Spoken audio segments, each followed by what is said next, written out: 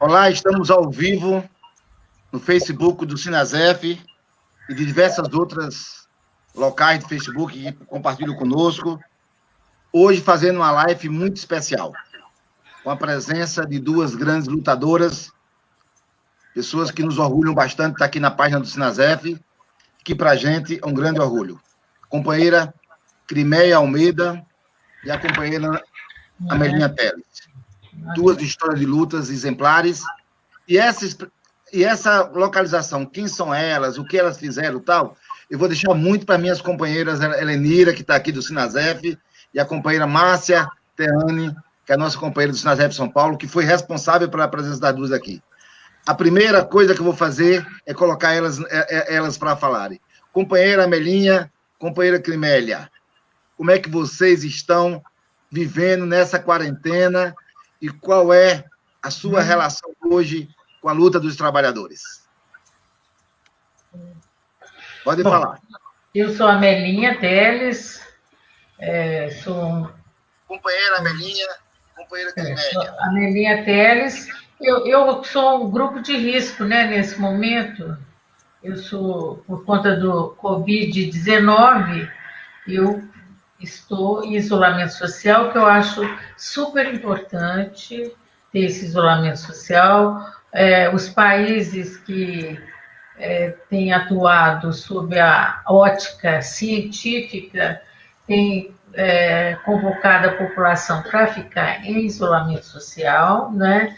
Então, eu estou, e como eu sou já uma pessoa velha, né? Eu tenho 75 anos, isso então não interfere muito nas minhas outras atividades, né? Esse isolamento social, diferentemente para outros setores, né, que estão mais ativos na economia, principalmente, que estão encontrando muita dificuldade, né? Mas eu sou a favor do isolamento social e me deparo constantemente com os absurdos que fala o presidente da República, o Jair Bolsonaro, né, que é contra o isolamento social.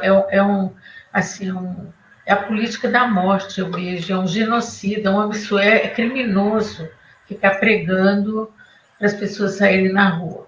E a outra questão também que eu estou incomodada nesse momento é que eles têm que ter, né, até hoje eles estão discutindo aí no Congresso Nacional, o orçamento de guerra já foi decretado que o Estado brasileiro está sob uma calamidade pública, portanto, as medidas emergenciais que têm que ser feitas ontem, né, não é hoje, nem amanhã, devia ter sido feitas ontem, estão sendo muito morosas, né? Está havendo muita morosidade no encaminhamento dessas medidas, o que tem me preocupado, né? Porque o Brasil é um país desigual e tem uma população, a imensa maioria da população está na iminência de estar passando fome ou está passando fome. Então, isso me deixa extremamente preocupado. Mas fiquei muito feliz de ser convidada pelo o sindicato, né, Sinaf, né? Sinasep, o sindicato Sinasep, né? É o sindicato dos servidores dos institutos federais. Eu fiquei me senti muito honrada de ter sido convidada por vocês e ter essa oportunidade de hoje estarmos aí conversando. Obrigada. Bem, eu sou Crimeia Almeida, fui convidada pela Rosana Sorbilli, estou muito feliz de poder estar aqui falando com vocês. Não tenho grandes experiências de falar dessa forma, mas em tempos de coronavírus, em tempos de isolamento social, é assim que a gente vai ter que se comunicar, né? Então, estamos aí. Obrigado, queridos. Agora eu vou passar para a Helenira para fazer uma apresentação de vocês mais em nome da nossa idade, em nome do Sinasef. Lenira, fica à vontade. Então, boa tarde a todas e a todos que estão nos assistindo. Boa tarde, Crimeia. Boa tarde, Amelinha. É um grande prazer, uma honra para mim estar aqui com vocês. Para quem não conhece, tanto a Crimeia quanto a Amelinha eram militantes do PCdoB na época da ditadura, grandes lutadoras em defesa da democracia do Brasil, pessoas que sofreram, infelizmente, toda a barbaridade que significava lutar pela democracia no Brasil naquela época. Eu, que me chamo Helenira em homenagem a uma outra lutadora que, infelizmente, foi assassinada na ditadura naquela época, que é a Helenira Rezende. Então, a Amelinha e a Crimeia representam o símbolo das mulheres que sofreram, mas, ao mesmo tempo, transformaram esse sofrimento em luta e hoje são grandes representantes da luta pelo direito à memória, verdade e justiça, pelo direito às famílias que perderam seus entes queridos dessa maneira tão bárbara, de reconstruir a própria história, de dar um final, de encontrar os corpos. Então, eu tenho, realmente é importantíssimo para quem está nos assistindo conhecer a história dessas duas mulheres, para um país que, infelizmente, dá nome de heróis a jogadores de futebol, a membros de reality show, e, na verdade, elas são verdadeiras heroínas do nosso país, pela luta que fizeram, que fazem em defesa da democracia. Acho que, no momento, nada mais oportuno que conversar sobre isso quando passa, por exemplo, um 31 de março, onde a gente tem um general que é vice-presidente da República e quer reescrever a história, dizer que a ditadura foi em defesa da democracia, o que é uma grande mentira, e a Amelinha e a Crimeia são testemunhas de qual foi essa luta. Então, Amelinha e Crimeia, como é que vocês receberam, não sei se vocês chegaram a ler essa declaração do Mourão na segunda-feira, tentando reescrever a história desde a data, que eles dizem que o golpe aconteceu dia 31 de março, na verdade foi 1º de abril, até a gente prestar atenção que ele vai tentando reescrever a história de todos os pontos de vista, né? Diz que havia uma ameaça, quando a ameaça, na verdade, eram eles mesmos. Como é que vocês que viveram o que significou essa arbitrariedade estão vendo o momento que a gente está vivendo agora, em que a gente tem um presidente da República que defende reescrever a história e, além de tudo, tenta todo dia mentir sobre a realidade atual, né? Pode responder, Crimeia. Olha, eu não só vi, né, a declaração do Mourão, como a declaração conjunta do ministro da Defesa e dos ministros militares, Exército, Marinha e Aeronáutica, todos no sentido de reescrever a história, dentro dessa visão, né, de que havia uma ameaça. Como você bem disse, a ameaça eram eles, e essa ameaça já haviam tentado golpe em 1961, e antes mesmo eles já haviam tentado, e a pretexto de combater o inimigo interno, eles perseguiram, né, instauraram uma ditadura militar e perseguiram toda a população. E, para mim, é muito chocante que isto ainda continue acontecendo no Brasil depois de a gente ter conquistado uma Constituição em 88, conquistado algumas liberdades democráticas,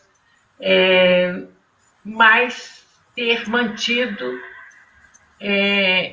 o entulho da ditadura, porque nós mantivemos algumas atitudes autoritárias previstas na Constituição para intervenção das Forças Armadas, nós mantivemos as polícias militares, que é uma criação da ditadura, nós mantivemos a Lei de Segurança Nacional. Infelizmente, nossos governantes democráticos criaram outras, né? Que é a lei de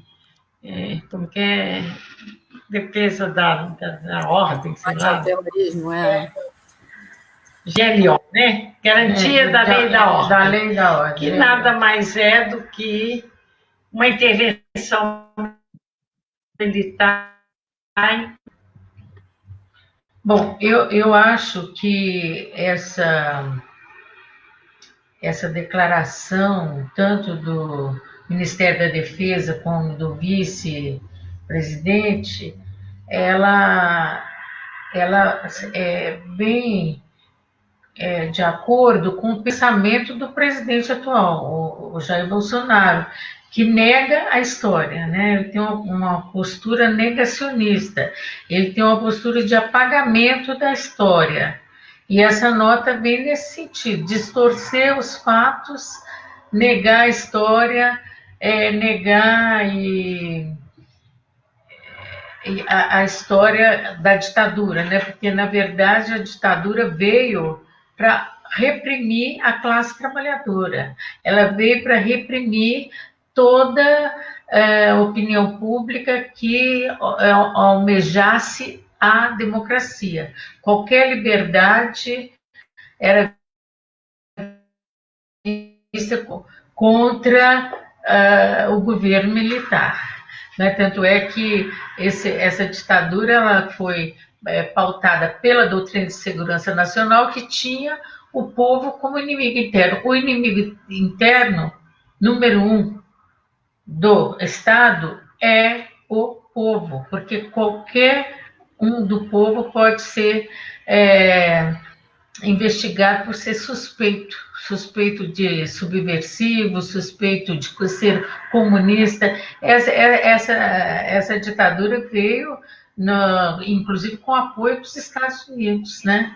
Em 1964, o governo americano colocou bases militares na região do Nordeste para invadir o Brasil. Ia ser um verdadeiro massacre, eles queriam matar muita gente do povo.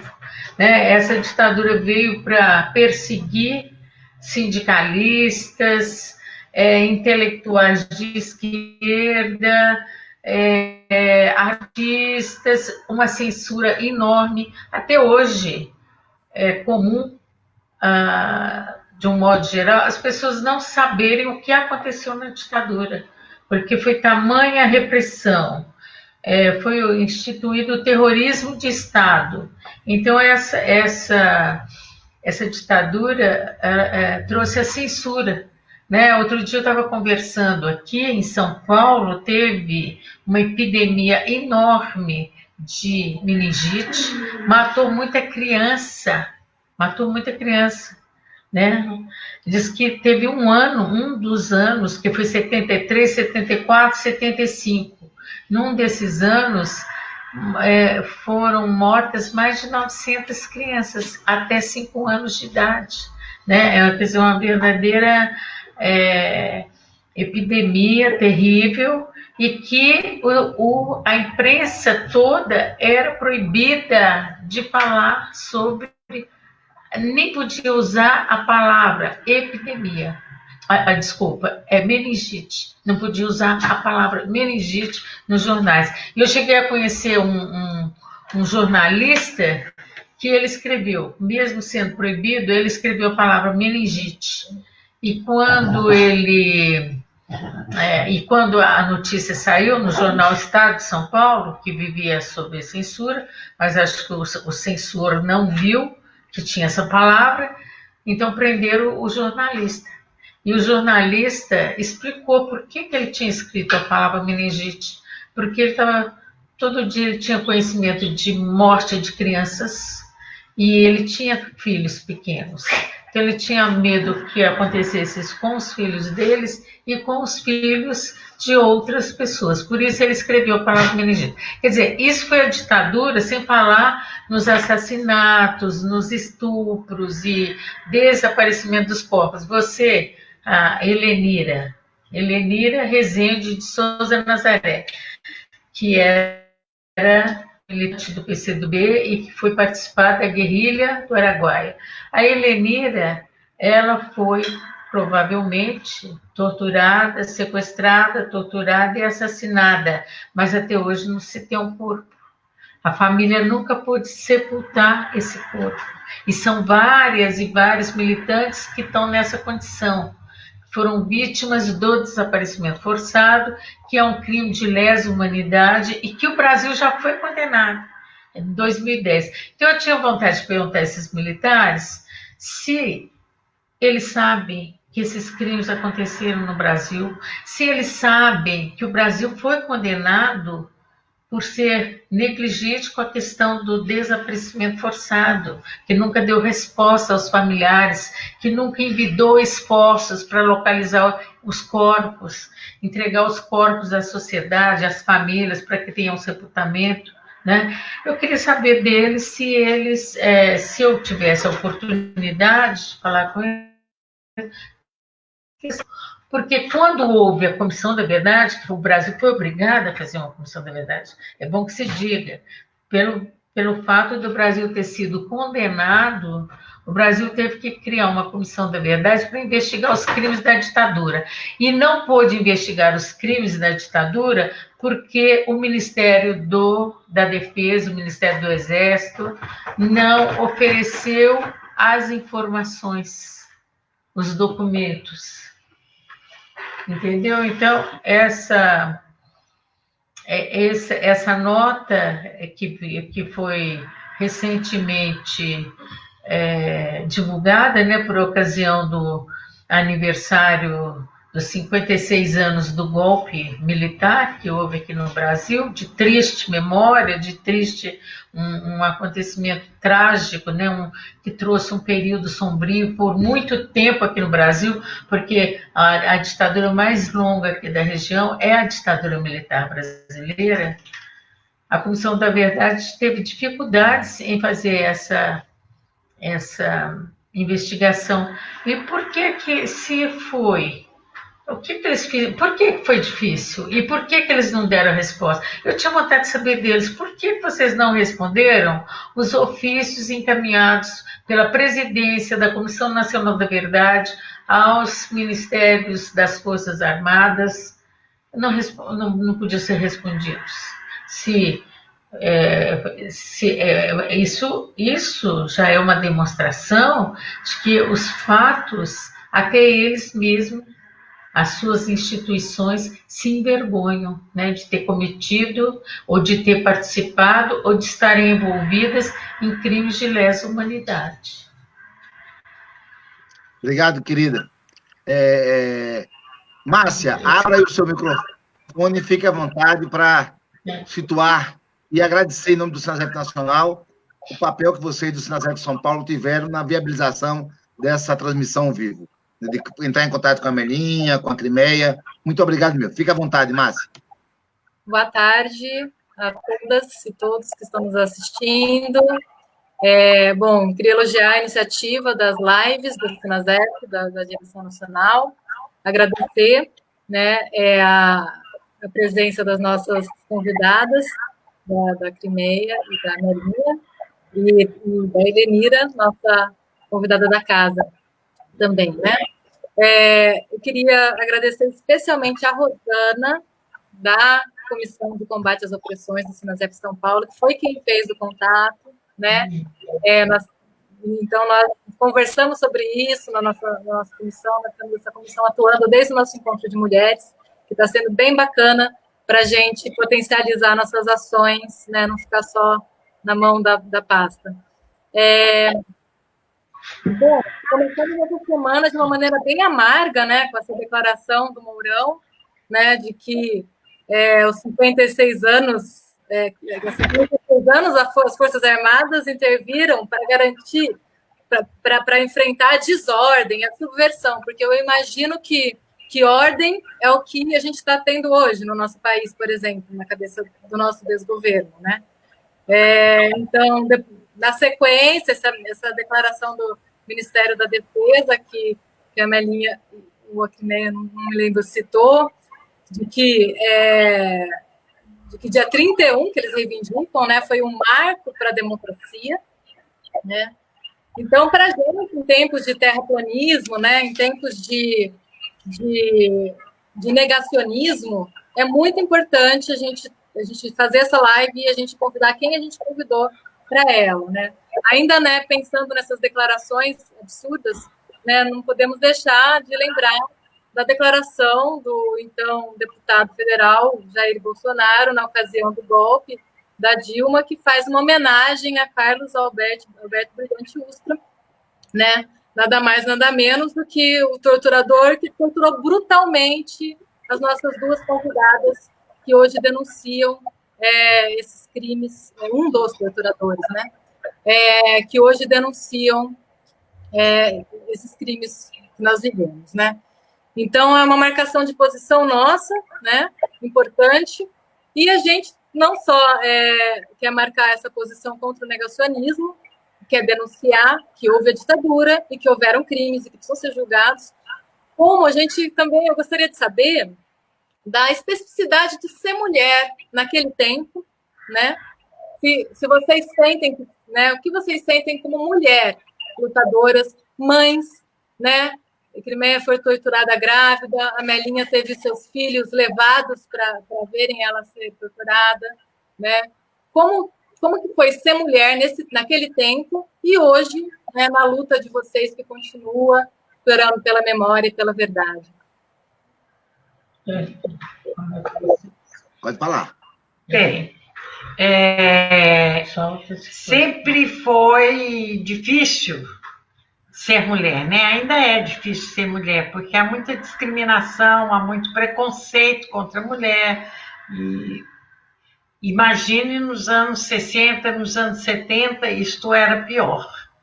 E não era privilégio da direita. A esquerda também era e é preconceituosa. Então, nós vivemos esses preconceitos. Imagine ser militante de esquerda, clandestina, guerrilheira, mulher. O preconceito era muito grande, a gente teve que enfrentar esse preconceito porque a gente acreditava e acredita que a libertação do povo só é possível com a participação de todo o povo. E o povo tem sexo. É homem, é mulher, então todos têm que participar. A maternidade, né, na minha situação, a maternidade na prisão... Você quer escrever alguma coisa? A maternidade, ter mãe na prisão foi muito duro, porque se de um lado a sociedade nos diz que ser mãe é sofrer no paraíso, ser mãe é uma maravilha, ser mãe é não sei o quê, a repressão usa isto contra a gente.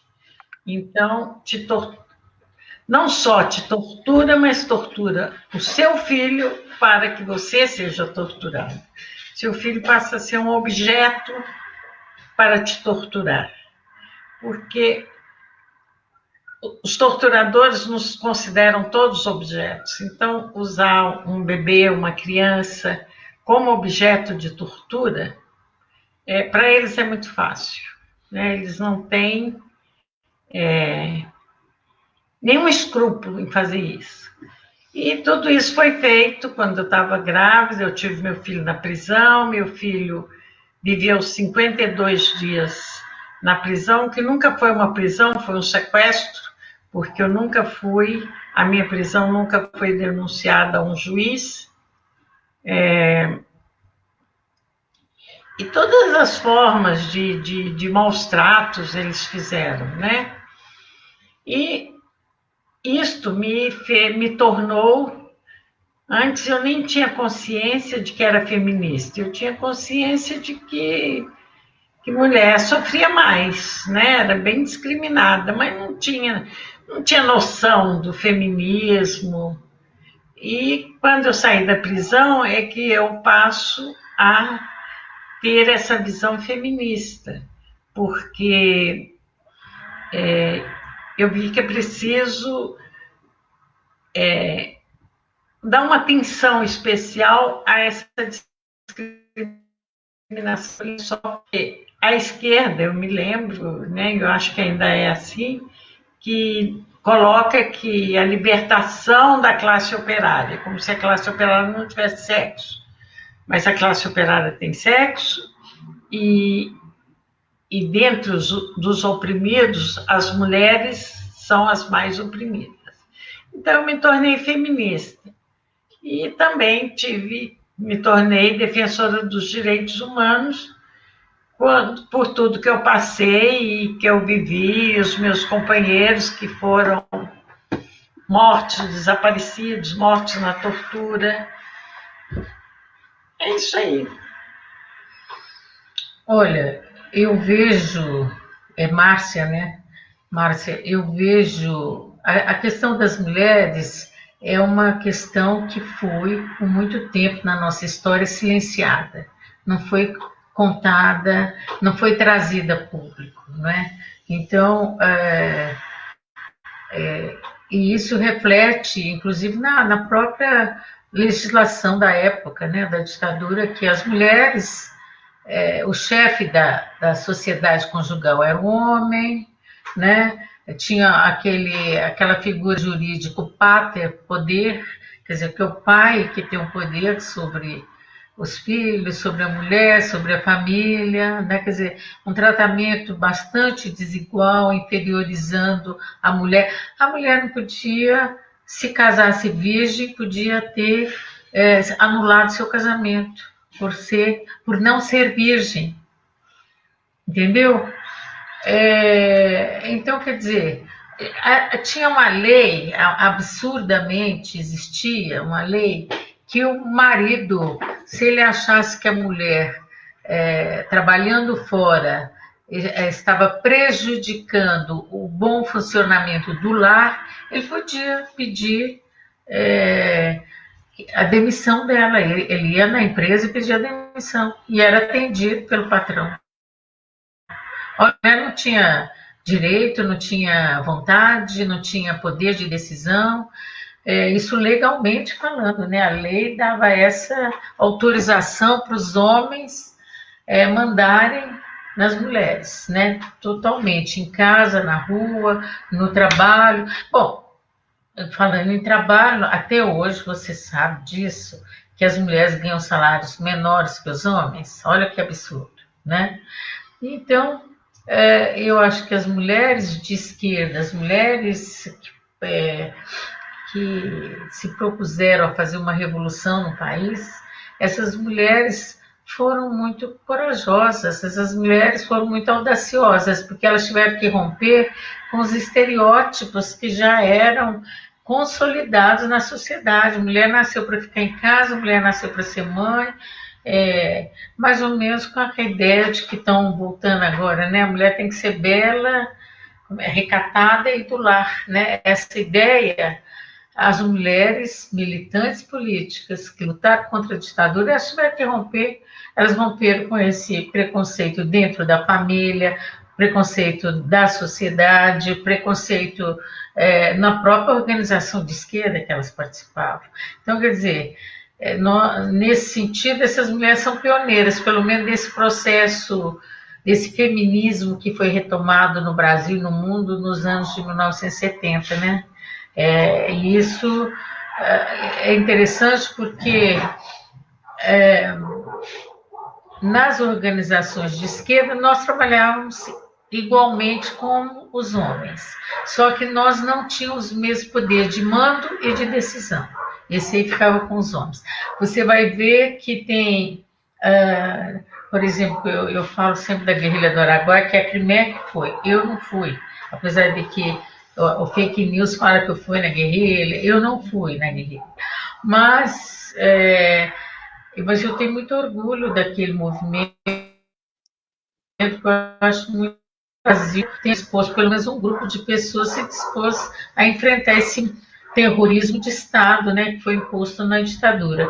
Mas ali nenhuma mulher foi para o comando da guerrilha. A única mulher de todo esse movimento guerrilheiro do Brasil dessa época que foi vice-comandante da guerrilha foi a Dina Alva Teixeira.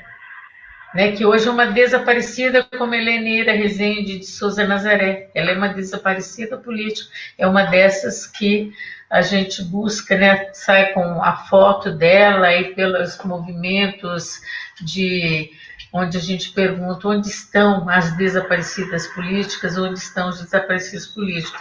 Portanto, as mulheres tiveram sempre condições e oportunidades desiguais em relação aos homens. E os torturadores, a repressão política, aqueles militares que torturavam, que nos torturaram, eles usaram essas desigualdades e essas diferenças para ser mais uma forma de tortura, né? Eles usaram a menstruação. Olha, se você vê os casos que tem de mulheres grávidas e que tiveram seus filhos ou futuros filhos serem abortados pelos chutes que levaram dos policiais dentro do DOI-CODE, nas dependências do aparato repressivo do Estado brasileiro, isso tem que ser contado, isso tem que ser falado. Mulheres que foram estupradas por esses agentes, como mais uma forma de tortura. Quer dizer, a tortura sexual aconteceu contra homens e mulheres, mas as mulheres foram muito mais abusadas sexualmente, muito mais estupradas, e por serem mulheres, né? As mulheres, a menstruação, a gravidez foi motivo de tortura. Eu sempre falo, olha, a Crimeia sofreu muito, porque grávida ser torturada, e o filho dela foi torturado antes de nascer, mas ainda nasceu, está vivo e existe, e tem outros que não. Tem muitos. Se a gente, quando ouve as mulheres, você vê quanto que esse aparato repressivo usou a condição de mulheres para atingir mesmo de uma forma, considerando essas desigualdades de gênero. E o que é pior na ditadura, que isso praticamente não é falado, é que teve mulheres que participaram da tortura. Não foram só homens, não.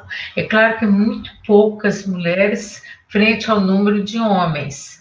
E todo o aparato repressivo, o comando é masculino, o serviço de inteligência, que vão dar ordens de como torturar e como dirigir, como tratar determinada pessoa que está ali presa, né? Mas teve mulheres, aqui em São Paulo, aqui no DOI-CODE de São Paulo, me parece que foi, pelo tudo que eu pude pesquisar na época da Comissão da Verdade, que foi muito pouco, né? Mas aqui em São Paulo teve mulheres participando da tortura. Não, parece que em outros estados não. Tem até um livro que conta isso, que o livro é do Marcelo Godoy, que é um jornalista, e que o livro chama A Casa da Vovó. Sabe por que chama A Casa da Vovó? Porque os agentes, o DOI-CODE, que é o DOI-CODE, para quem nunca ouviu falar, né, porque tem muita gente que não conhece, essa história é muito pouco conhecida ainda, infelizmente. O DOI-CODE era um centro de tortura e extermínio de militantes políticos, né? E até hoje nós não sabemos dos seus corpos. E outros, como eu e a Crimeia, passamos e estamos aqui, somos sobreviventes, né? Então, nós temos até por obrigação contar essa história. Por a gente ser sobrevivente, a gente passa a ter uma tarefa, porque a nossa vida ela se deve também àqueles que morreram, né? Muitos morreram para a gente estar viva. Então nós temos que contar essa história, até porque eles foram silenciados para sempre, né? E nós, então, o DOI-CODE, vamos dizer, onde foi instituído o terrorismo de Estado. Quando a gente fala em terrorismo de Estado, que é sequestrar pessoas, que é decidir quem vai morrer, quem não vai morrer, é decidir que a tortura vai ser dessa forma, a tortura vai ser de outra forma, entendeu? Quer dizer, as várias especificamente estabelecidas, segundo eles mesmos falavam. Aqui nós temos o nosso método, é científico, o método de interrogatório. Você põe no pau de arara porque tem que pôr no pau de arara. Você fica lá pendurada, cientificamente falando. É um absurdo, né? E esse DOI-CODE, os militares, os agentes policiais que trabalhavam lá, achavam que aquilo ali era tão bom, que eles têm saudade. Então, eles falam, ali era a casa da vovó. Por isso que o livro chama Casa da Vovó. O livro vai estar falando de DOI-CODE. Está falando dos torturadores e das torturadoras. Tem 5 mulheres que participaram dessa engrenagem toda da repressão, da tortura, que essas mulheres estão lá, tem um nome. Uma delas é a Tenente Neuza. A Tenente Neuza, que nós conhecemos, eu e a Crimeia, infelizmente, que foi lá sequestrar meus filhos e sequestrar a Crimeia, entendeu? Na casa onde a gente morava, Então, a Tenente Neuza é uma delas, e tem outras. Ali nesse livro são 5 mulheres. Agora, os absurdos que fizeram com as mulheres, né? E é interessante que essas mulheres que sobreviveram, como a Crimeia mesmo falou, ela se torna feminista nesse processo. Muitas que podem até hoje não se declararem feministas, mas elas trouxeram concretamente, mostraram o caminho para as outras gerações que chegavam, como vocês, que é possível as mulheres viverem em liberdade, que é possível as mulheres participarem igualmente com os homens, né? Essas mulheres, elas criam, de fato, condições concretas e mostram com a própria experiência delas que é possível, né? Isso não é por acaso que antes mesmo de terminar a ditadura já se criou um grande movimento feminista no Brasil. Foi assim, eclodiu assim, ó. Foi a ONU, as Nações Unidas, foi falar que tinha que o ano de 1975 era declarado o Ano Internacional da Mulher, e todas as mulheres aproveitaram para aparecer. As mulheres estavam clandestinas, as mulheres estavam amordaçadas, mas elas resolvem falar em 1975.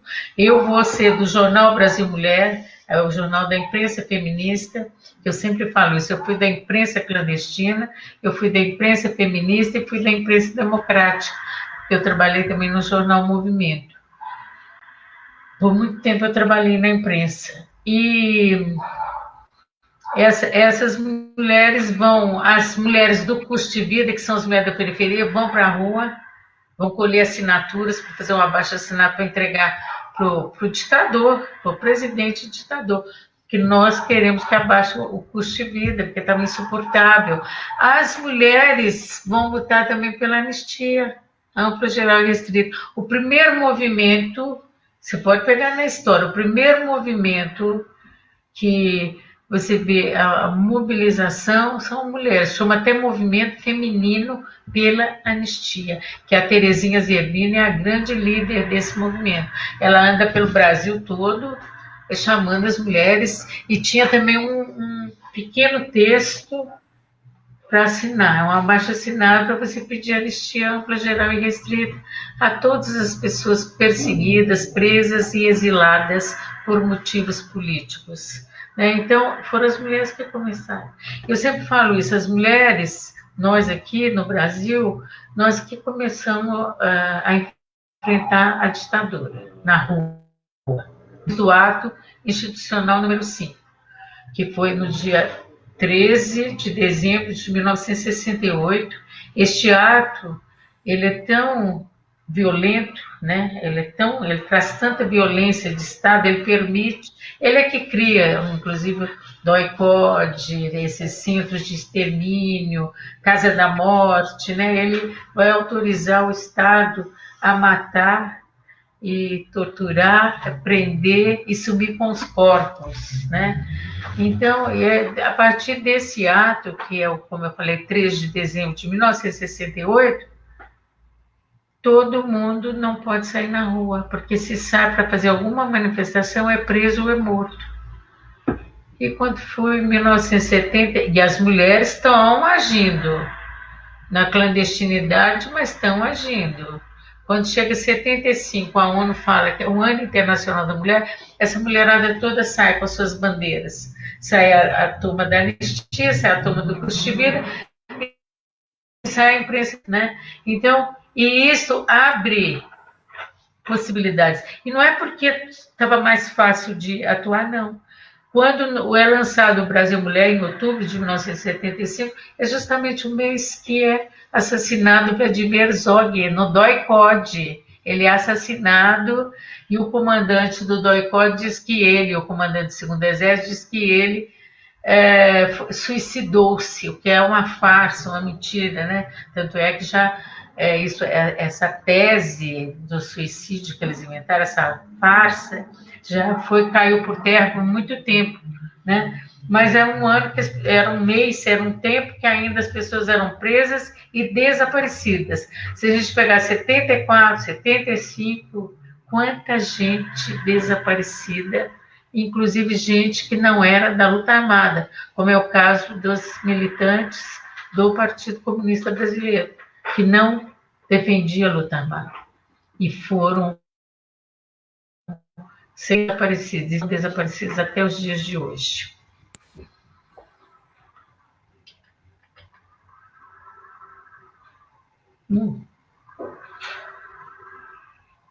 Eu não estou ouvindo.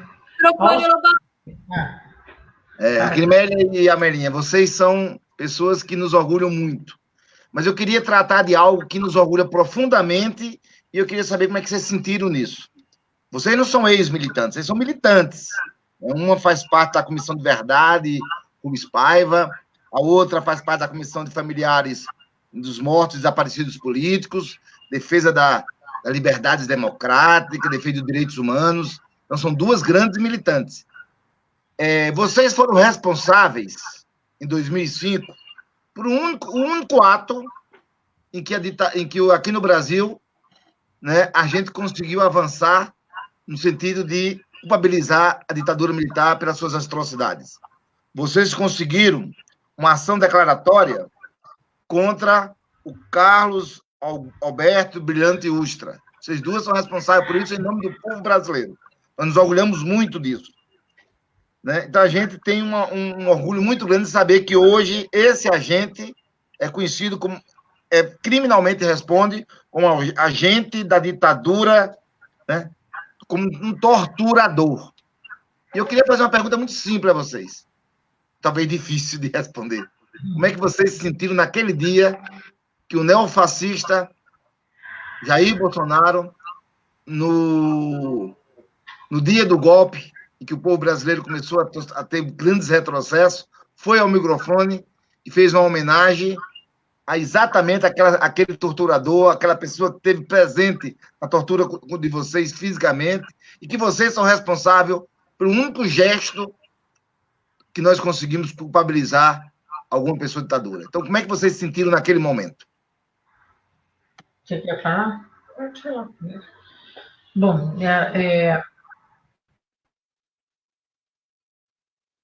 no dia 16, foi quando o Congresso Nacional, ou melhor, a Câmara de Deputados se reuniu extraordinariamente, era um domingo, fizeram assim, o mundo parou, né?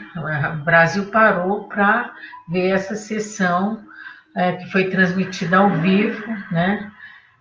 Para decidir se iam processar a Dilma, pedir o impeachment da Dilma ou não.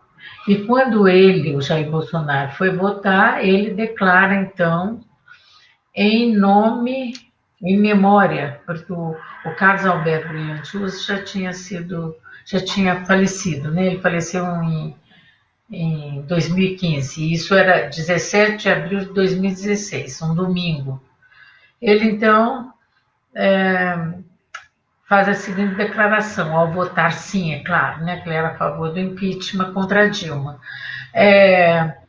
Em memória de Carlos Alberto Brilhante Ustra, o pavor de Dilma Rousseff. Quando ele fala isso, ele está confessando que o Carlos Alberto Brilhante Ustra torturou a Dilma, o que de fato aconteceu, que a Dilma Rousseff, a então presidenta da República, tinha sido presa, torturada, justamente aqui no DOI-CODE de São Paulo, né, onde ela ficou presa aqui na cidade. E isto, interessante que estava eu e a Crimea, nós estávamos juntas. Aquilo ali, uma olhou para a cara da outra e falou assim, acabou, né? Acabou. Acabou o que resta da democracia, está acabando aqui nesse momento, né? Porque, para mim, nós vivemos uma espécie de um estado de exceção. É muito estranho tudo que a gente vive. Mas, naquele momento, o que me doeu também foi não ter nenhuma manifestação parlamentar à altura da gravidade do fato. Esse fato foi muito grave. Ele fez uma ofensa, naquele momento ele ofendeu o Estado democrático brasileiro. Ele ofendeu ao parlamento. Então eu pensava que naquele momento ia ter algum deputado assim de esquerda, uma deputada, que falasse questão de ordem, que o presidente Eduardo Cunha, né, que era o presidente da Câmara naquele momento e que presidia essa sessão, é uma questão de ordem. Ele tem que se retratar, porque ele acabou de ofender a democracia brasileira. Ele fez apologia da tortura e do torturador. Ninguém fez isso. Ninguém fez. O Jean Willis tentou responder dando uma cusparada em alguém lá, não sei se nele mesmo, no Jair Bolsonaro, ou gente próxima. Mas a reação não era essa. A reação era pedir uma questão de ordem, ainda que o Eduardo Cunha negasse, porque o Eduardo Cunha tinha toda uma postura autoritária, fascista, fundamentalista, mas ainda que ele negasse, que era um absurdo, mas tem um regimento interno de funcionamento da Câmara, e esse regimento devia ser lembrado naquele momento. Eu acho que essa falta de iniciativa dos parlamentares me chocou muito, dos parlamentares de esquerda, pelo menos, né? Que nós, poxa, então nós não sabemos viver em democracia, ou não sabemos. Viver em democracia é fácil, a gente aprende rápido, mas não sabemos defender, proteger essa democracia, preservar essa democracia. Isso que me incomodou muito. E pior ainda é que o que acontece? O Carlos Alberto Brilhante Ustra, que era coronel reformado do Exército Brasileiro, comandante do DOI-CODE, responsável por quase 60 assassinatos e desaparecimentos que ocorreram ali, naquele centro de extermínio e de tortura, ele já tinha sido julgado e condenado. Ele é o único, como disse aí o Davi, ele é o único que tem, que aconteceu isso, porque a família Telles, em 2005, entrou com uma ação declaratória pedindo ao Estado brasileiro para dizer que o Ustra é torturador. E conseguimos, na primeira instância, foi aqui Foi na justiça, foi uma ação civil declaratória, não é uma ação criminal. Nós queríamos que o Estado brasileiro declarasse que o caso Alberto Bernardes Russo é torturador. Aqui na Justiça, na Civil, aqui no Fórum João Mendes, nós ganhamos. Ele recorreu para o Tribunal de Justiça, nós ganhamos. Ele não ficou satisfeito, claro, com as decisões judiciais, recorreu mais uma vez, a terceira vez, para o Superior Tribunal de Justiça, em Brasília, e perdeu também, em 2014. Então, ele é o único torturador que o Estado brasileiro, esse Estado que está aí, com toda essa confusão, esse Estado funciona às vezes e declarou o Ustra como torturador. É o que a gente fala assim, transitado em julgado, porque já foi na primeira, na segunda e na terceira instância. Então, será que não tem nenhum deputado que lê, que estuda um pouco, gente? Porque a gente tem que conhecer a história do Brasil, a gente tem que conhecer política, a gente tem que conhecer também como é que funciona o sistema judiciário, decisões, porque elas têm uma implicações políticas. Como é que você vai fazer política sem conhecer tudo isso? Ninguém, e até hoje eu vejo jornalista que não sabe disso, eu tenho que ficar explicando. Parece para mim óbvio, porque está lá na primeira instância, na segunda instância, na terceira instância. Se discute aí no STF se pode prender quem foi condenado pela segunda instância. Será que ninguém nunca ouviu falar que tem primeira, segunda e terceira instância? E que essa terceira instância, no caso nosso, também reconheceu que ele é torturador? Então, o Ustra é o único no Brasil, único. E é um dos principais torturadores, porque os dois COD que teve pelo Brasil afora, ele acontece primeiro em São Paulo, ele é montado aqui em São Paulo. Né? Então, São Paulo tem um peso no processo de repressão muito grande. A gente não pode esquecer disso. A repressão não foi só em São Paulo, a repressão foi no Brasil inteiro. Né? A ditadura nacional. Mas em São Paulo teve tudo isso.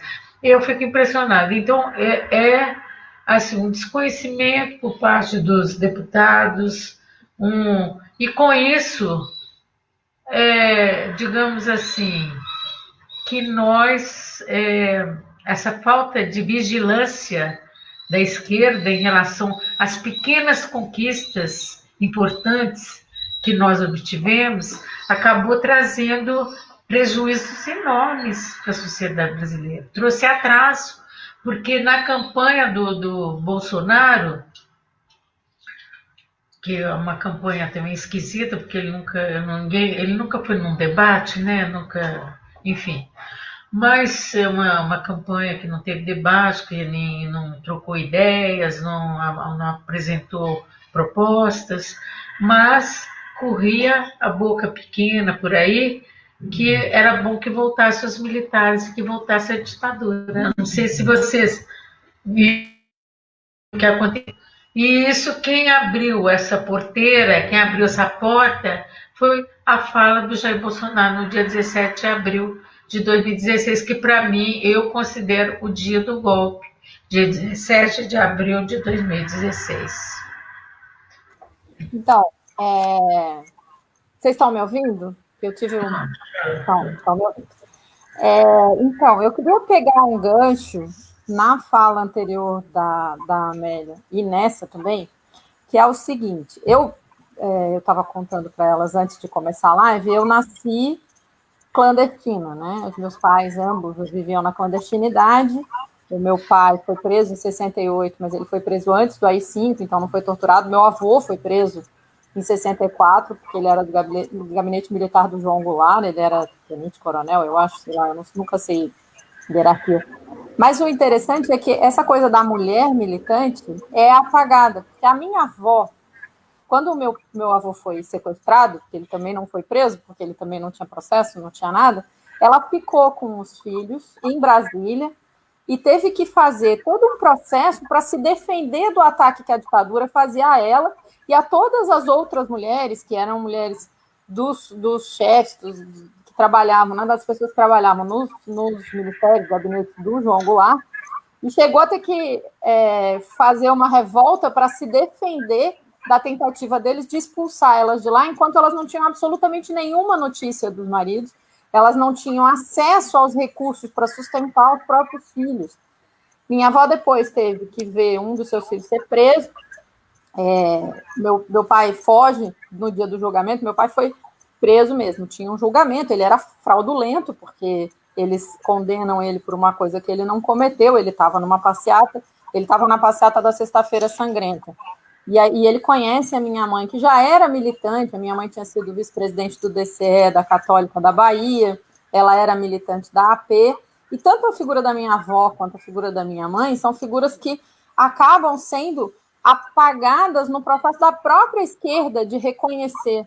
É muito mais fácil eu conseguir, por exemplo, conversar sobre a militância do meu pai, porque ele foi preso, porque ele era dirigente, mas a opressão contra a militância da minha mãe, que era mais antiga, minha mãe é 9 anos mais velha do que o meu pai, era mais antiga, ela tinha entrado no movimento estudantil antes, ela tinha toda uma construção de militância muito, até mais consistente do que a do meu pai. Meu pai estava entrando na faculdade, era o início de militância dele quando ele é preso.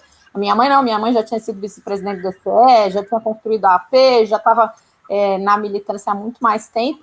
Mesmo assim, ela, por exemplo, também, eles imprimiam o jornal Movimento, que você estava falando, meus pais imprimiam na clandestinidade, distribuíam a classe operária, enfim, essa militância dela vai sendo apagada no processo, e eu, às vezes, fico tentando dizer, conta o que você fez, e mesmo ela tem alguma dificuldade em contar qual era o papel dela, qual a militância que ela teve, de tão forte que é o sistema.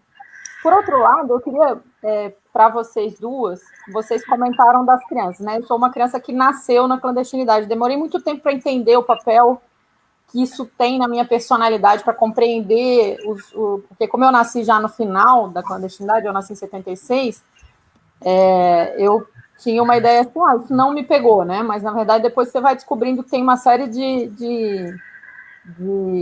enfim, marcas que você tem na vida. Por exemplo, eu sempre tive pavor de polícia, né? Por que será? Sempre, minha vida inteira, desde a infância, toda vez que a polícia se mexe por perto, pode ter o palhaço mais bonitinho. Eu tinha 4 anos, eu parava para olhar o que a polícia estava fazendo, né? Então, é esse tipo de marca na vida que a gente tem, até porque o processo de desclandestinizar, né, não é um processo nada simples. Mas eu acho que, exatamente por conta disso que você falou agora, na outra resposta, que é como foi trágico a gente permitir com uma certa naturalidade o Bolsonaro elogiar um torturador e todas as mentiras que o Bolsonaro fala. O Bolsonaro fala mentiras todo dia, mas especialmente sobre a ditadura, as mentiras são enfáticas.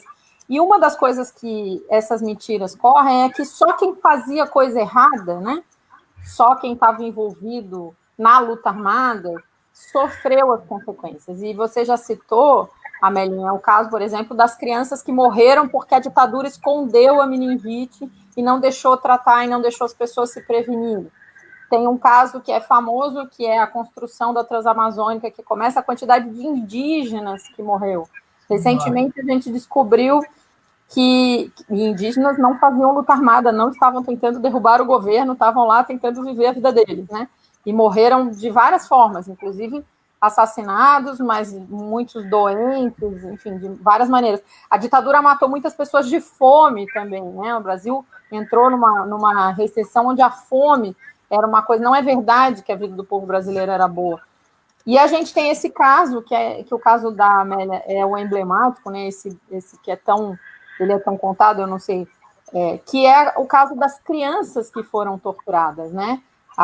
Tem um livro, inclusive, aí, publicado aí em São Paulo, que se chama Infâncias Roubadas, que conta a história das crianças que foram torturadas na barriga, como é o caso do filho da Crimeia, torturadas fora, e o caso, eu lembro, se você puder contar, esse seu caso, que é o mais conhecido, mas também o caso do Carlos Alexandre, que é um rapaz que se matou aos 40 e poucos anos, agora relativamente recentemente, deve fazer uns 5 ou 6 anos, Carlos Alexandre se matou porque tinha sido torturado antes de fazer 2 anos, né? Amélia Crimé. Então, é bom a gente mostrar para as pessoas, para quem não conhece a história, porque infelizmente ela não é ensinada, porque ela não foi tratada, de que não era só quem lutava na luta armada ou quem praticou assalto a banco, e todas as pessoas também estavam fazendo isso pela defesa da democracia, que era a única forma que restava. Mas teve muita gente que nem nisso estava envolvido e que também sofreu consequências bárbaras, que foi assassinado, que foi torturado, que foi morto de várias formas, né? Como é que vocês veem isso? Vocês têm muito mais informação sobre isso que eu, certamente. Olha, eu do apagamento da história não é só a participação da mulher no período da ditadura. Na história brasileira, a história oficial do Brasil é a história dos vencedores. Então, os perdedores não contam história, não existiram, né? E dentre desses estão as mulheres. O negacionismo é uma prática antiga da classe dominante brasileira. Não é só brasileira, né? Do mundo. Mas vamos tratar de Brasil. Se nega a existência do Brasil aqui, né? O Brasil que nem era Brasil, mas que era habitado, isso é negado. Parece que o Brasil não existia, passa a existir com os portugueses. É negada a escravidão, né? Inclusive, assim, um marco disso é o Rui Barbosa, o nosso grande jurista, né? O homem de Haia, que manda queimar os arquivos para não ficar lembrança da escravidão. E assim acontece com a história da ditadura. Toda essa luta, e eu acho importante destacar o seguinte, que 20 anos de ditadura não é só uma geração que é atingida. A geração dos meus pais foi atingida, a minha geração, a geração dos nossos filhos, né, que são vocês, meu filho, os filhos da Melinha, as gerações futuras. Porque essa é uma marca muito grande, e esse negacionismo e o fato de não termos conseguido preservar a nossa democracia nos faz voltar atrás. Quer dizer, nós tínhamos uma lei trabalhista de 1934. Não era nenhuma maravilha. 43. 43 foi a CLT, mas em 34 já começa as reformas trabalhistas.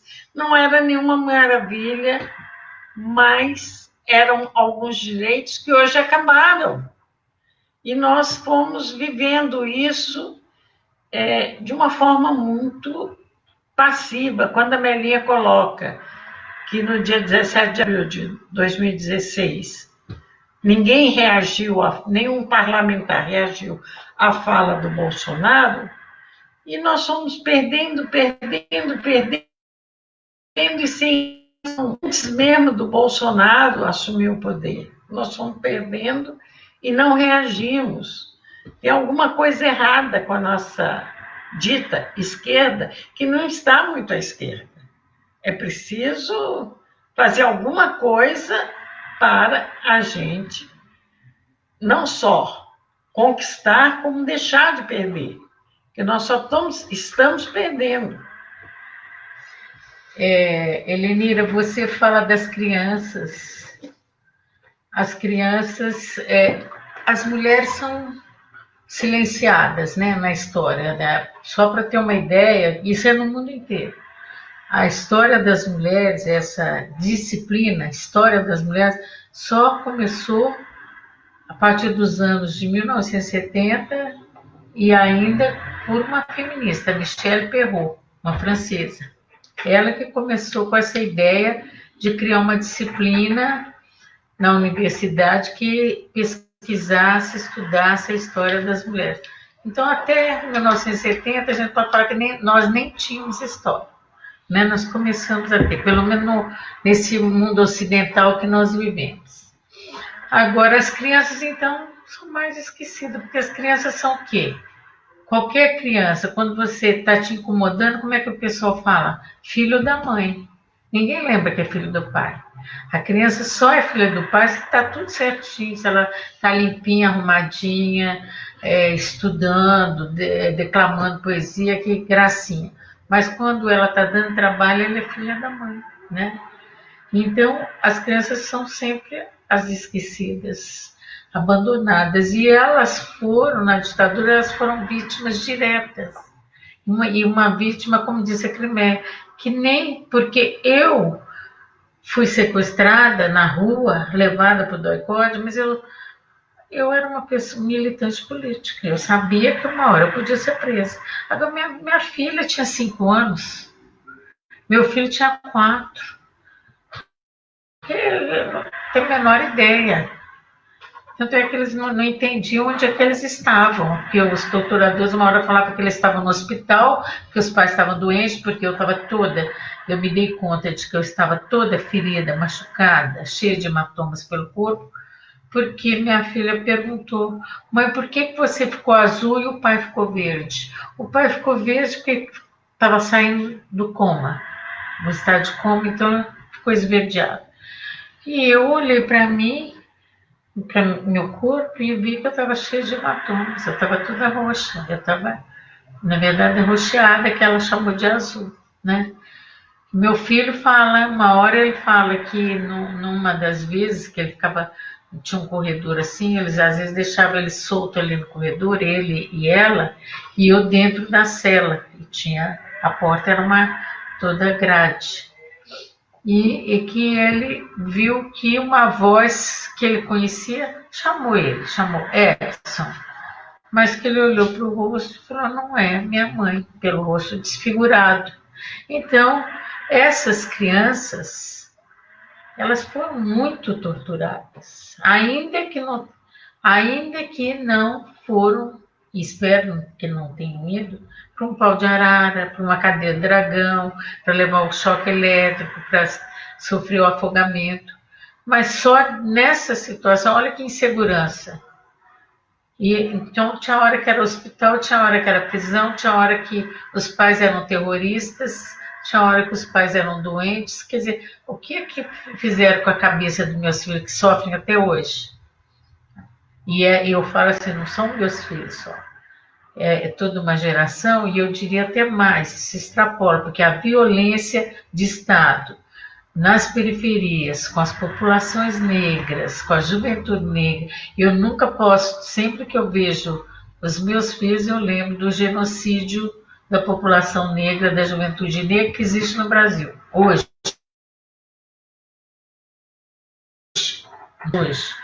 Então eu falo, gente, que uma sociedade que não respeita as crianças, que não garante a vida das crianças, é uma sociedade que não tem condições de romper com esse autoritarismo, com esse terrorismo. Ela não consegue, né, com esse tamanho dessa violência. Quando você fala da infância roubada, que é uma publicação da Comissão da Verdade do Estado de São Paulo, Rubens Paiva, que eu trabalhei, aliás, fomos nós que tivemos um dia, eu até pelo pedido da minha filha é historiadora, Janaína Teres, e ela sempre quis fazer algo com as crianças. E ela que deu esse nome, Infância Roubada. Porque quando eu tinha pensado, nós organizamos, eu e o coletivo da Comissão da Verdade, nós organizamos audiências públicas temáticas com mulheres, sindicalistas, pessoal da imprensa, pessoal que foi censurado, com movimento estudantil, movimento operário, que mais? Movimento negro, e as crianças, as crianças hoje já são velhas, Tem criança de 50 a 60 anos, né, que eram daquela época, né? Nós organizamos esses depoimentos, ou pedimos as crianças para participarem as crianças que a gente chama de crianças, né, que são já senhoras, senhores, pais, né, já tem até criança que é avó, né? Essas crianças, a gente pediu para ver quem queria dar o depoimento, que era um depoimento gravado e transmitido ao vivo. Tem, acho que, alguns depoimentos ainda no YouTube. Essas crianças, muitas vezes, elas ligavam para a gente, combinavam que iam, e a gente tinha que providenciar todo esse equipamento, como vocês fazem, né? Vocês estão aqui, vocês têm que providenciar esse equipamento todo, e quando chegava na hora, elas não apareciam. Elas não conseguiam falar. Teve criança que falou quando nós, num determinado momento, nós decidimos que esses depoimentos poderiam ser transformados num livro. Ele tá na plataforma da Comissão da Verdade, no relatório da Comissão da Verdade. Não sei se vocês já tiveram a oportunidade de ver, que é muito interessante. E nós, a criança fez o depoimento. Isso foi publicizado na hora, porque era a transmissão ao vivo, e nós pedimos uma transcrição desse depoimento. Ele se tornou, então, um texto escrito no papel. Quando a criança lia aquele depoimento, ela falava: não, eu não quero mais, isso aqui eu não aceito, não quero. Eu falei: mas você não falou, não foi isso que aconteceu com você? Você quer mudar o depoimento? Também pode. O que está errado? Não, eu não quero mais. Então, nós conseguimos, nesse livro, reunir 42 depoimentos, que é apenas uma pequena amostra do que foi, o terror da ditadura. Apenas uma pequena amostra. Tem mais dois depoimentos que são de mães, não são das crianças, que é a mãe do Carlos Alberto, né, do Carlos Alexandre, do Cacá, eu chamo de Cacá, agora e o outro é que eu esqueci o nome, o filho do Altino, da Lenida, é o Aritanã. O Aritanã e o Cacá. Esses dois já tinham morrido. O Aritanã talvez tenha morreu aos 40 anos. Ele sentiu uma pressão muito grande no peito e morreu por causa disso. Provavelmente por tudo que ele viu, que ele assistiu, que ele sofreu na infância. O Cacá se suicidou. Bom, me parece com 36, né? 36 ou 40, não me lembro agora a idade. Mas a mãe queria que a história do Cacá entrasse na infância roubada. E a Darcy, a mãe. E esse menino, ele é preso, né, junto com os pais. Ele é levado para o DOPS em 1974 e ele acaba, onde ele está lá no DOPS, os policiais, os torturadores acharam que era demais ter uma criança ali dentro, então levaram de volta e jogaram no pátio da casa deles, assim, no quintal. Ele foi jogado, ele tinha 1 ano e pouco. Você imagina o trauma que essa criança viveu a vida inteira. Ele ficou, acho que a casa da avó dele, depois a avó veio buscar e viu, e, enfim, cuidou, mas olha o que passou. Agora, tem um depoimento nessa infância roubada, que eu vou chamar de como essa menina, é Lia, né? Vou chamar de Lia. Essa menina é Lia, né? O nome dela. Filha de guerrilheiros que foram sequestrados e desaparecidos na Araguaia.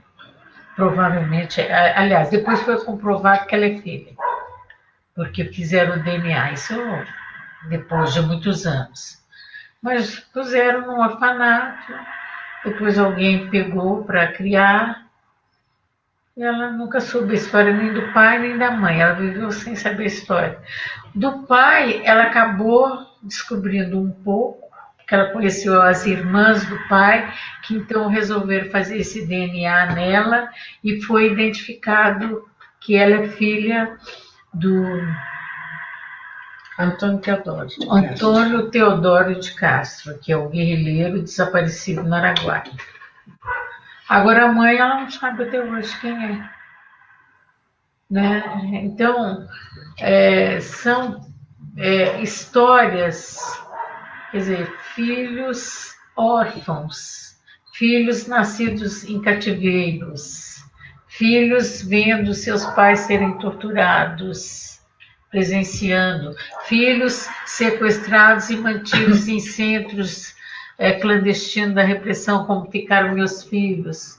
Então, nós temos muito acerto de... Eu não digo acerto de contas, porque essas contas nunca vão ser acertadas, mas pelo menos na história do Brasil, essas páginas vão ter que ser escritas. A história do Brasil não tem que ser escrita com esses acontecimentos. Não dá para virar a página e dizer isso não aconteceu.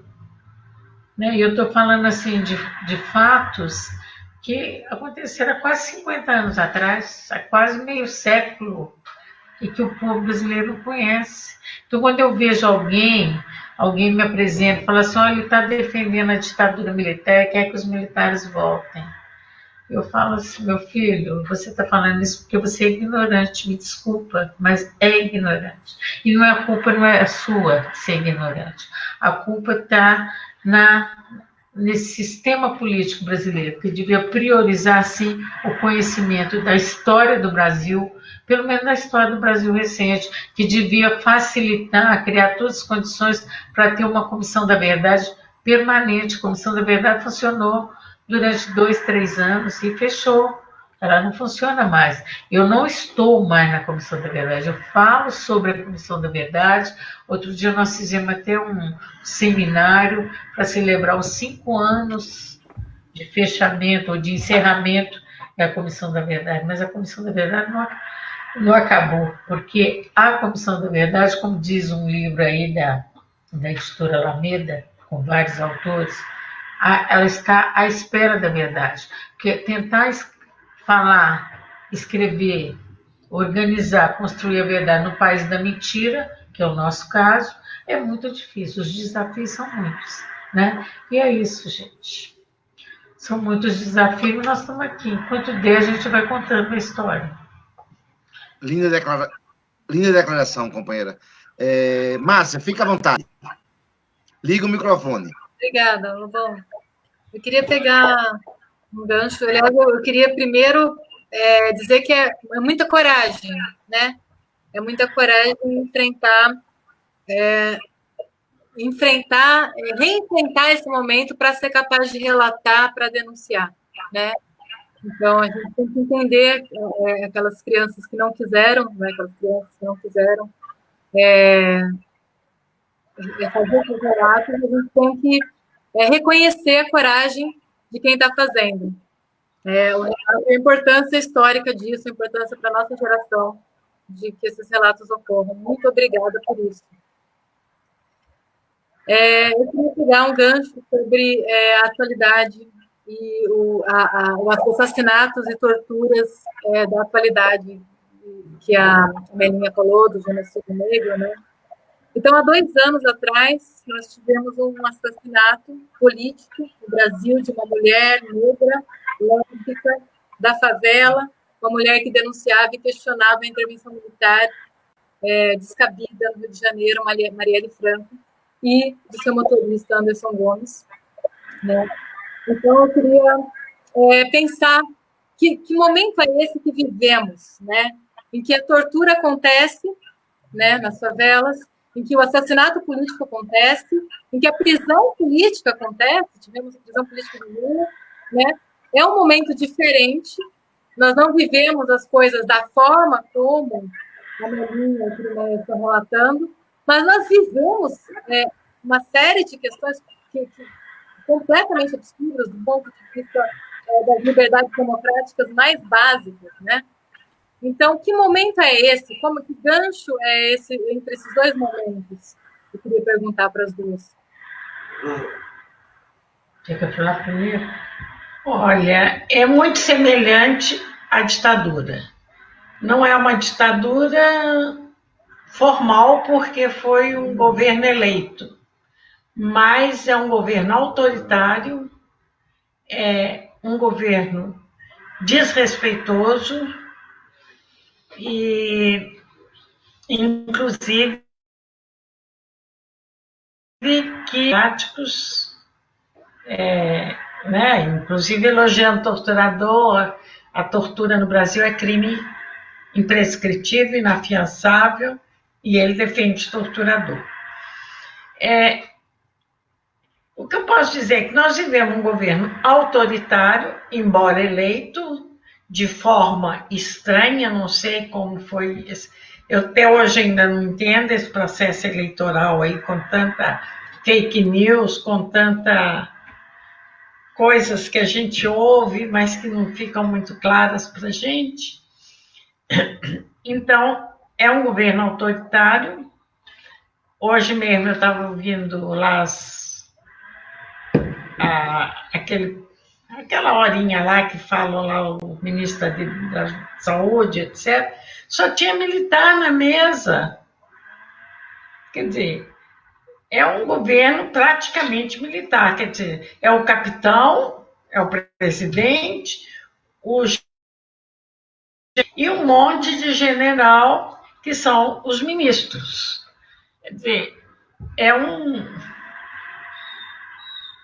um governo muito ruim, né, para o povo. Inclusive, essa questão aí que já foi aprovada, já foi decidida, que é os R$600 para as pessoas que estão impossibilitadas de trabalhar por causa do coronavírus, e que ele não pague. Isso já era para ser pago.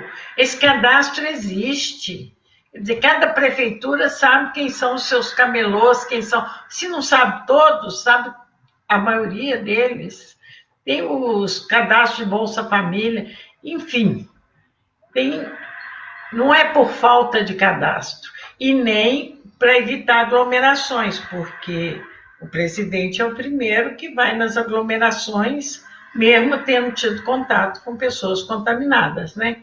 Então, ele não pode justificar que não pode pagar pela Caixa, pelo correio, pelas lotéricas para evitar aglomeração. É falso. Isso é falso. Mas é um governo muito autoritário, que, infelizmente, por descuido, né, nosso, e por pressões externas também, porque ele não é o único presidente fascistoide no mundo, né? Nós temos, inclusive, a matriz dele vem dos Estados Unidos, né? Então, é muito triste o que a gente está vivendo, mas eu confio que o povo, sabe, acaba encontrando uma saída para isso. Bom, nós estamos vivendo um momento tão difícil, que é um momento no mundo inteiro, né? Está em crise. O coronavírus deixou o mundo inteiro voltado para esse enfrentamento com muitas dificuldades, e nós temos visto que os governos menos preocupados com a população, menos democráticos, ou enfim, que não se pautam pelas políticas sociais, os povos desses países estão mais ameaçados pela morte e pela contaminação do coronavírus, né? A gente viu aí os Estados Unidos, como é que está, Os Estados Unidos não têm um sistema único de saúde, não tem um SUS, né? Nós estamos vendo a Itália, um país que tem muita desigualdade social, né? A Inglaterra. E a gente, por outro lado, a gente vê a China, que parece, até o momento, parece que é o país que está conseguindo não só suportar, né, sobreviver ao coronavírus, mas reduzir, né, tá criando uma barreira contra o coronavírus, com disciplina, com política social, né, com organização, com uma liderança nacional. Eu fiquei sabendo que todos os dias o presidente da China, ele conclama o povo ao isolamento social, que só agora recentemente parece que vai sair do isolamento, ou está no processo de sair do isolamento porque superou as fases de contaminação, né, do coronavírus. Aqui no Brasil, nós estamos vivendo essa realidade que é mundial, mas sem um comando, né, sem um comando. Nós temos um presidente que é capaz de desautorizar ou de contradizer o seu próprio ministro da Saúde. O ministro da Saúde não deve ser terraplanista, ele não deve ser terraplanista, porque ele vê que tem que ter o isolamento social. Ele tem um comportamento de defender a vida. O presidente vai no caminho contrário. Todo dia ataca o governador que está defendendo a vida, ataca o seu próprio ministro, né? Diz que o ministro extrapolou. Extrapolou o quê? Que está defendendo a vida? É extrapolar? O que é isso? Então, uma situação que eu nunca vivi. A ditadura, como era tudo censurado, acho que o ditador só falava quando estava tudo já combinado lá entre eles. Agora, esse aqui, ele fala o que vem na cabeça dele, a cabeça boa, realmente. Ele é obscurantista, ele é tacanho. Então, ele é perigoso, ele é um presidente perigoso em qualquer situação. Agora, numa situação que nós estamos vivendo, o perigo, ele traz o perigo iminente, porque ele quer tirar a nossa vida, ele quer que todo mundo vá para a rua, ele quer que ele chama coronavírus, que o mundo inteiro está apavorado com o coronavírus. A ciência está toda voltada para estudar, investigar o que é esse vírus, como é que ele funciona, qual que é o comportamento dele, qual que é a dinâmica. E ele diz que é gripezinha. Como é que pode, gente? Quer dizer, ele não só é ignorante, mas ele é arrogante, né? Porque a gente ser ignorante às vezes acontece. Eu sou ignorante em muita coisa, mas procuro ouvir quem sabe, né? Agora ele é ignorante e não ouve o próprio ministro da Saúde, arrogante. Ele quer dizer, com ele e não concorda mesmo. Porque o ministro tem uma responsabilidade perante a vida. O ministro, entendeu? Quer dizer, não é à toa que as pesquisas aí estão mostrando. O ministro está com 76% da opinião pública e o presidente está com 33%. Gente, essa é a realidade que nós estamos vivendo. Olha o caos, né? Eu acho que ainda bem, eu acho que o que vai salvar a gente é o povo brasileiro, mais uma vez. Que esse povo luta muito, esse povo é muito corajoso, esse povo viu que tem que ficar dentro de casa, mesmo passando fome, o povo está dentro de casa, entendeu?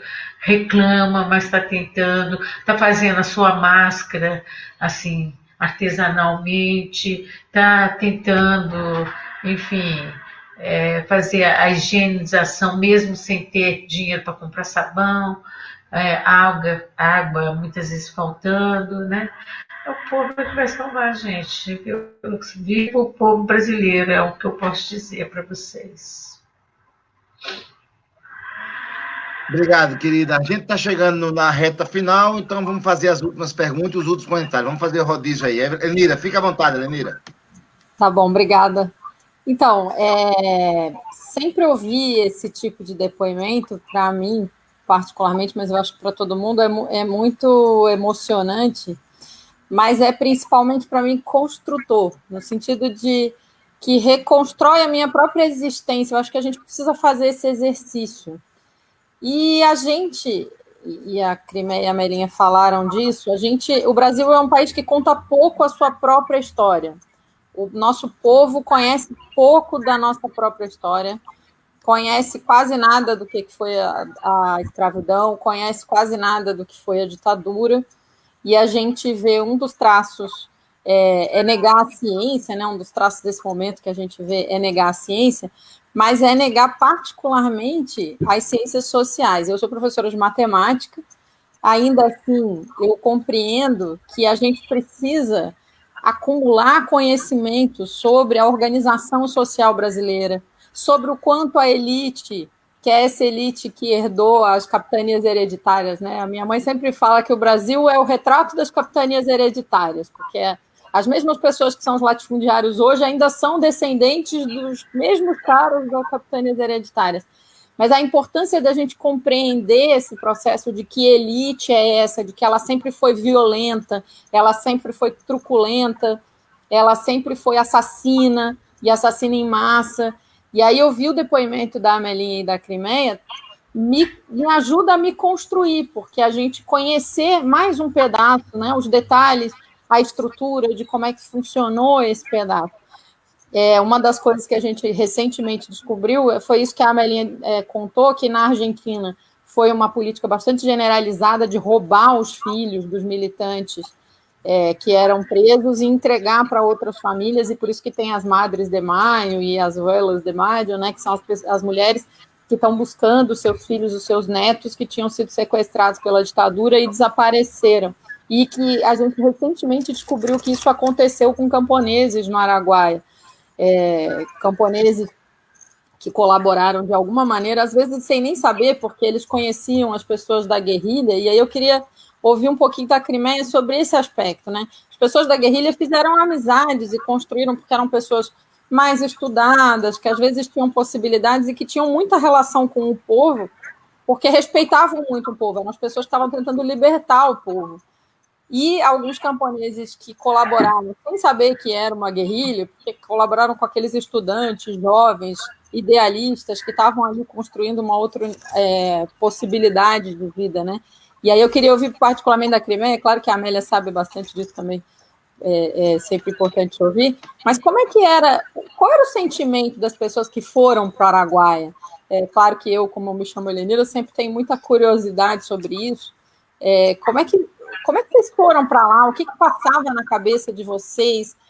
Qual era esse ideal que vocês estavam construindo? Como é que vocês viam a possibilidade de se construir isso?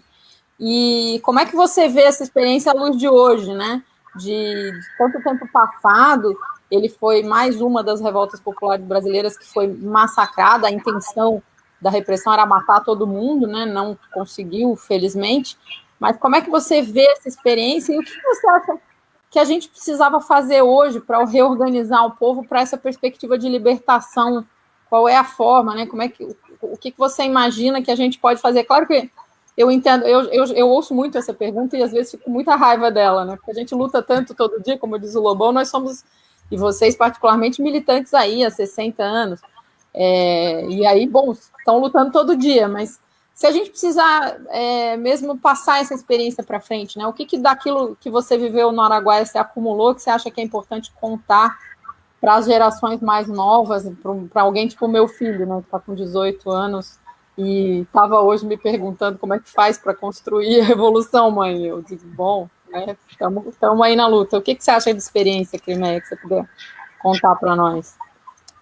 Olha, muito fórmula, né, para fazer a revolução. Ela precisa ser feita porque viver nas condições que o povo vive é insuportável, né? Então, mais cedo ou mais tarde, esse povo se revolta contra essas condições. Não existe uma fórmula, tá certo? Você que é professor de matemática, uma fórmula matemática se faz assim o assado. O que nos levou a ir para o Araguaia foi acreditar que era possível lutar contra a ditadura, e nós fomos procurar um lugar onde as forças da repressão fossem mais fracas. Não vai sair correto, não? No campo, a repressão também é muito forte. Com os grileiros, os capangas dos grileiros. E a gente tentou. A nossa relação com a população local era uma relação muito próxima, né? Porque nós vai ter a reunião com o secretário. Só um minutinho. Ô, gente, tem alguém com o microfone aberto que está interferindo no microfone da Crimeia.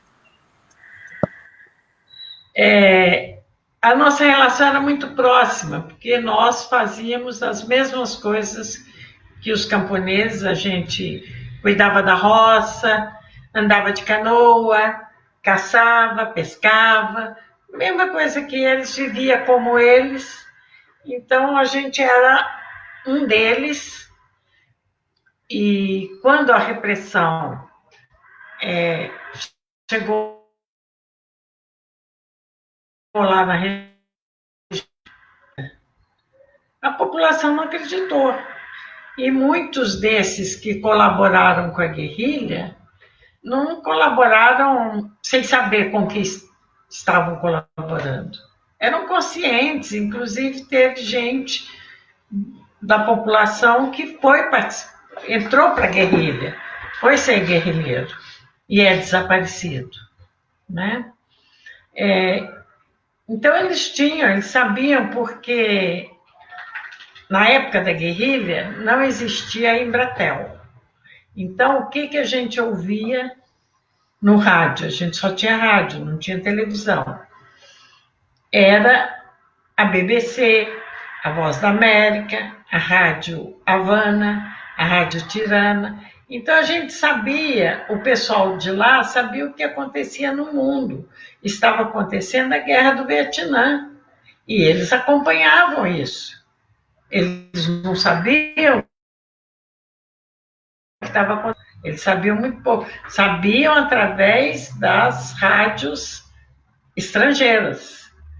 Então, eles tinham, não vão pensar que é porque é camponês que está lá na selva que é ignorante. Ele tem suas fontes de informação e ele procura, tá certo? Lá todo mundo tinha um rádio, por pior que fosse o radinho, mas tinha, né? Então, não era assim um apoio tão... apoiava porque era amiguinho, não. Apoiava porque, inclusive, eles diziam o seguinte, que havia antes de começar a guerrilha, havia uma perseguição muito grande por parte do Estado, com o objetivo de reprimir e coletar impostos. Então, tinha um barquinho que andava com a bandeira nacional, chamar a de polícia, o prefeito e a coletora de impostos. E qual o objetivo deles? Atravessando o Rio Araguaia, pegando as pessoas, as canoinhas que estavam atravessando o rio, para o estado de Goiás, para vender seus produtos. Então, eles apreendiam esses produtos. Esse era o objetivo do barquinho dos Três Poderes. E o pessoal falava, porque o camponês ele não é muito de falar muito claro, né? Ele fala um pouco por metáforas. Por metáforas. E eles ficavam assim, eu gostaria que alguém me explicasse como que eles vão pôr o meu porquinho nos cofres públicos, né? Porque roubava o porquinho do cara. Então, como vão pôr o meu porquinho nos cofres públicos? quando eles perguntavam, eles já estavam respondendo. O meu porquinho não vai para os cofres, né? Os cofres públicos. E, então, eles tinham muito claro o que era o Estado. Eles, vamos dizer, com maior dificuldade de organização, porque era uma população bastante dispersa, mas tinha claro. E eu confio muito no povo. Eu acho que o povo vai encontrar, nós estamos com muita dificuldade hoje, mas o povo vai encontrar formas de se organizar, formas de enfrentar essas dificuldades. E para os jovens, o que eu digo é isso: ouçam seus colegas, ouçam, sabe?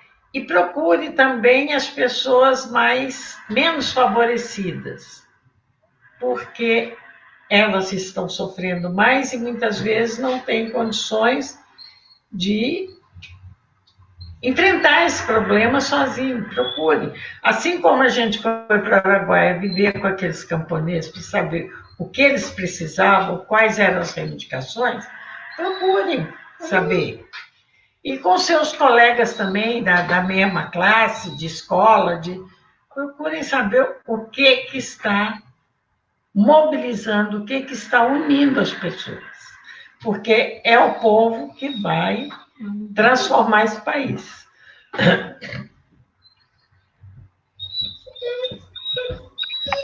Muito obrigado, querida.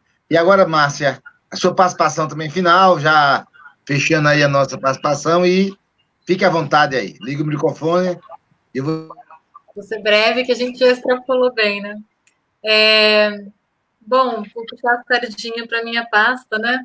Pensando nas mulheres, nesse desgoverno, né? Claro que isso vem de antes, mas pensando nesse desgoverno ultraliberal, com a retirada do Estado, né, e das suas responsabilidades, a gente discutiu no nosso encontro de mulheres como que as mulheres sofrem mais, né? Porque quando você sucateia o SUS, quem que é responsável, quem que é mais responsável pelos cuidados de crianças, de idosos, além do cuidado consigo mesma, pela vacinação das crianças, a gente teve muita reclamação de falta de vacina nos postinhos de saúde, pela creche, né, quando você sucateia a creche, a educação, quem que é mais responsável pelo cuidado dos filhos. Então, as mulheres estão num estado de sofrimento muito maior com tudo o que está acontecendo, embora isso atinja todo mundo. Essa situação de confinamento, né? A gente tem aí situações inúmeras e absurdas de violência doméstica que não vêm à tona. E a mulher que sofre violência doméstica é obrigada a ficar confinada com seu agressor. E a mulher que tem que fazer o trabalho remoto e cuidar dos filhos ao mesmo tempo, né? E é cobrada de maneira igual a homens que não têm a mesma tarefa, né? As mulheres que estão cuidando de idosos nesse momento e têm que fazer o trabalho remoto. Então, temos aí uma série de situações nas quais as mulheres estão pagando um preço maior, né, na nossa conjuntura. Então, eu queria pedir para vocês finalizarem com uma mensagem para as mulheres lutadoras nesse momento. Olha, são as mulheres que vão abrir caminhos aqui para a gente sair dessa situação. São as mulheres populares. Você vê as iniciativas que já vêm sendo tomadas no sentido assim solidário, né? É fazer varal com informações ou até distribuir lanches colocados em varais, né? Quer dizer, bem nós que sabemos o que é lavar roupa, pendurar. O varal é feminino, né? É uma atividade que as mulheres que fazem. Põe o varal, põe ali a roupa, põe ali o lanche, né? Você viu aqui no centro de São Paulo, fizeram o varal e colocaram o lanche para as pessoas que moram na rua pegar seu lanche, cada um pegar seu lanche, comer.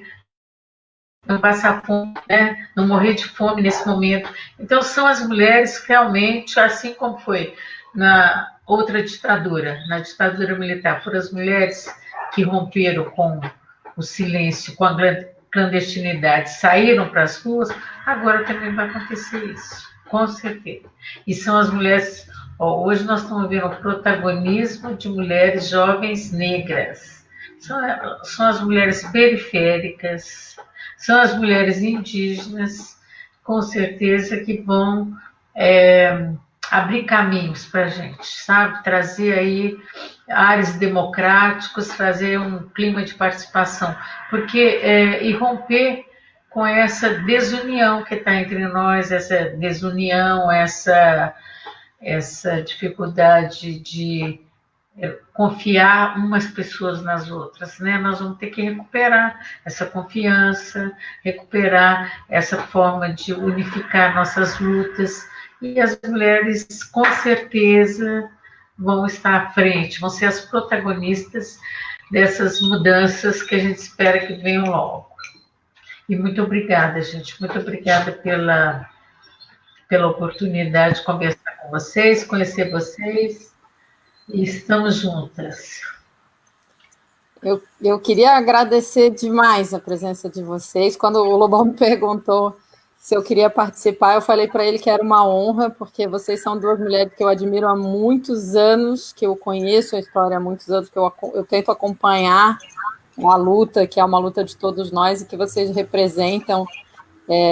Outro dia eu escrevi um artigo que se chama Revolução Será Feminista ou Não Será? A frase não é minha, né? Manda o artigo para mim. Depois eu pego com a Márcia, mas eu acho que é fundamental a gente ter a presença de vocês. O Sinasef, eu acho que ganha muito. Parabéns à Márcia, à Rosana, ao Lobão, que organizaram isso, porque conversar com vocês é conversar com as verdadeiras heroínas do povo brasileiro, com algumas das heroínas da libertação do povo brasileiro que continuam na luta. Então, muito obrigada mesmo. Acho que é importantíssimo a gente manter contato e a gente poder estar mais junto na luta. Obrigada mesmo, muito, demais. Nós agradecemos também, muito, a vocês. Muito, muito obrigada. É uma história que precisa ser contada e que, no depender da gente, a gente vai abrir os canais e a gente quer continuar com canais abertos com vocês e quer continuar seguindo nessa conversa. Muito obrigada. O Sinasef fica muito feliz com a participação de vocês. Foi para a gente uma honra muito grande, né? E só para avisar que sábado e domingo nós não temos a transmissão ao vivo, mas voltamos na segunda-feira. Na segunda-feira vamos pautar um tema muito importante. O tema de segunda-feira é os trabalhadores da iniciativa privada. Estão sendo convidados de presidentes de sindicatos da iniciativa privada, companheiros da construção civil, metalúrgicos, companheiros do vestuário, companheiros do presidente do sindicato de vestuários, rodoviários, que estavam lá em Recife fazendo uma luta contra a demissão. Então, nós vamos estar sempre atualizando aqui os temas. Então, obrigado, companheiras. Amélia e Crimélia. Uma coisa que pode acontecer, porque aqui no meu zap aqui já começou a aparecer, tá? Muitos companheiros vão pedir contato para convocar vocês para fazer essa conversa em outras páginas. Tá certo? Alguns já mandaram aviso aqui. E colocar aqui publicamente uma coisa. Teve muita gente aqui saudando e Amélia, comentando aqui o carinho seu pelo cachorro que você pegou, tá, etc. Muita gente... A Marta ficou com ciúme e foi pegar o gato dela. Tá desligado, Marta, tá desligado. Tá desligado. Então, um abraço a todos, a todas, né? Não precisam sair daí agora, não. Pode ficar aí que eu vou desligar. Vamos sair do ar agora. Um abraço a todos e a todas. Obrigada.